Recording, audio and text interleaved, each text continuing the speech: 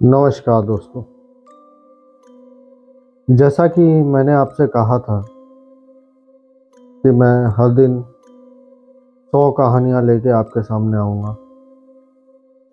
कल मैं अपनी कहानी पब्लिश किया तो वो प्री रिलीज में चली गई, इसलिए आपको आज के दिन की कहानी मिल नहीं पाई।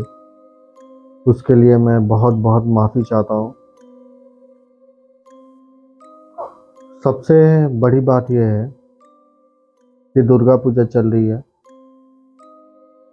आज महाअष्टमी है। माता रानी सबके ऊपर कृपा करे और आप सब अच्छे से रहें। मैं कहानी के ऊपर आता हूँ। जैसा कि आपने देखा कि भक्त भगवान और असुर या भूत या प्रेत कोई भी हो जिससे आप रिलेट कर सकते हैं कि कैसे उस बूढ़े बाबा को उस प्रेत आत्मा ने छोड़ दिया और कहा कि मैं उस गांव में रहूंगी और मैं यहाँ से किसी न किसी को लेके जाऊंगी। तो ये उसके दूसरे पार्ट है और आप देखिए कि कैसे क्या होता है।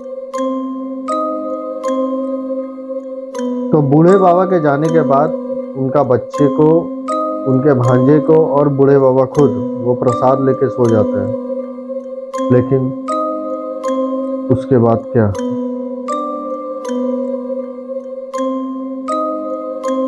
जो प्रेत, जो आत्मा वहां रुक गई थी, उसने क्या किया।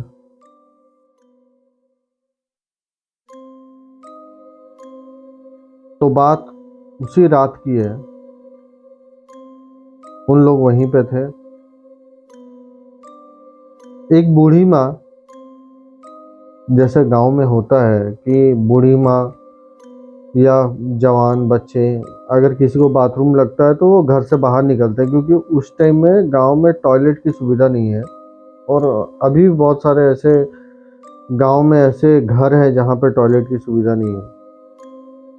वो बाहर निकलती है टॉयलेट करने के लिए और उनके घर के पीछे में एक बगीचा रहता है जहाँ पे कटहल के गाछ, आम के गाछ, बहुत सारे पेड़ हैं। वहाँ पे वो जाती हैं और खुला बाउंड्री है। वो सोचती हैं वहाँ पे मैं बाथरूम करके घर चली आऊँ। माता जी वहाँ से निकलती हैं और आधे रास्ते में जाके बाथरूम करती हैं कि तभी जब वो बाथरूम करती रहती हैं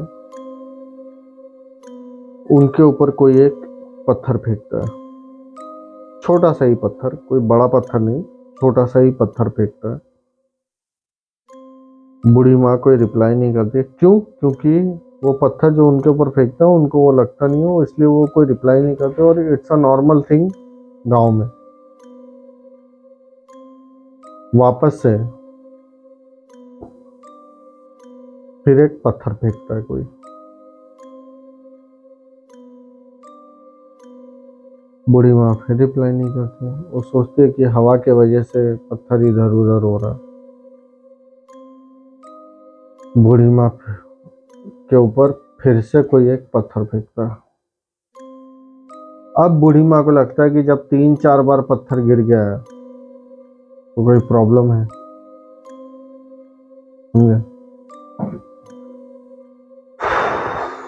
तो बूढ़ी माँ रिएक्ट करती है, अपना जो भी है सब कुछ देख दाख के वहां से निकलती है। ठीक है। अब क्या होता है, बूढ़ी माँ अपने घर को जाती है सोने के लिए।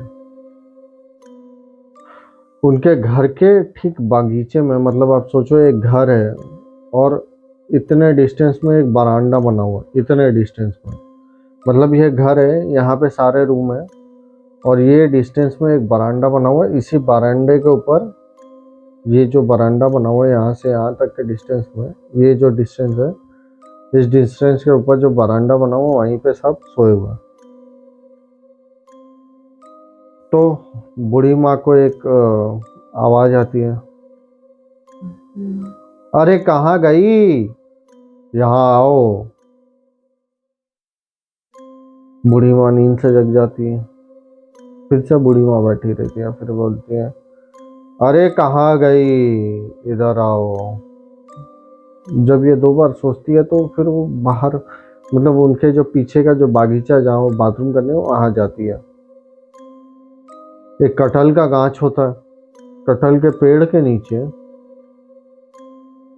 एक लड़की बैठी रहती है। उस लड़की को देख के पीछे से बूढ़ी माँ चिल्लाती है, अरे बेटी तुम कौन हो, यहाँ क्या कर रही हो इतनी रात को। वो रिप्लाई देती है, मैं तो कहीं और रहती थी, यहाँ मुझे कोई और लेके आया।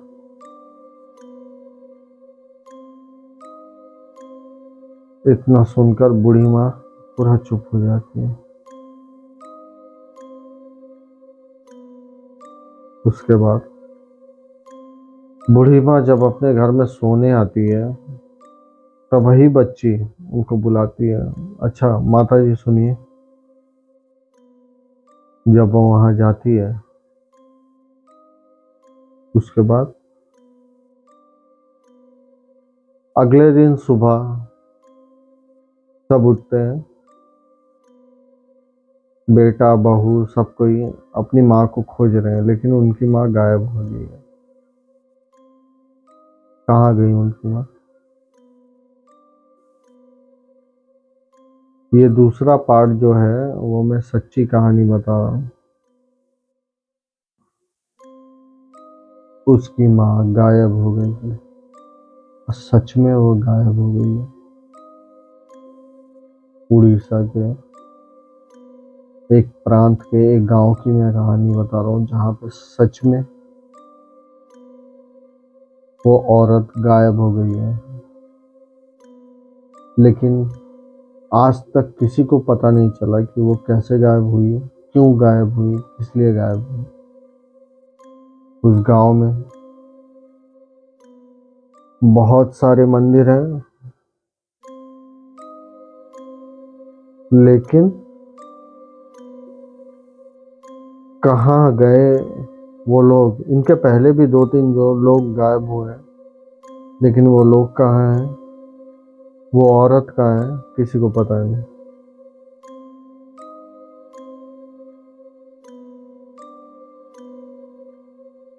तो वो बूढ़े बाबा जो अपने गांव को चले गए थे,